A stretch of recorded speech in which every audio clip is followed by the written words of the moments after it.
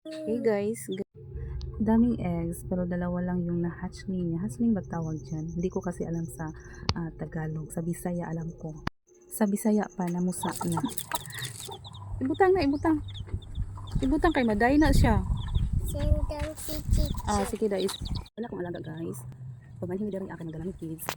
So, hindi sila pakaunang. Kani. Sa kadaghan nilang guys, mura jud ni ang ilahang mga piso. Duha ra ka buok. Sa naa diri duha pod kahen. Nami siya mga eggs diri at ang sila eggs diri wala pa sila mga pusa.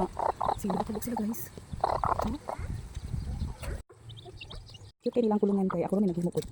Kay kuha ko panday guys. Di mo angan kanila di nila tarungan. So ako na lang nagpanday. Kay syempre ilang bayad sa panday no. Ang panday jud baya. Ang ilahang himuon lang kay mura lang nagbunata charot. Sige butang na kay mato na ta sa gawas. Oh, mo ni ang eggs guys. Daghan kay siya eggs 2, 4, 6, 8, 10, 12, 14, 16. 16 ka eggs.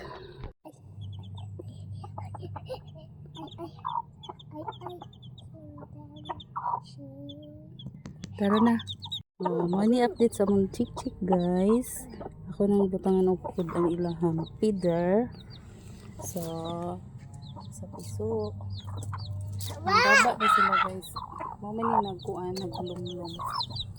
Kanin duha. Tama na, tara, let's go na. Yeah. That's all for today.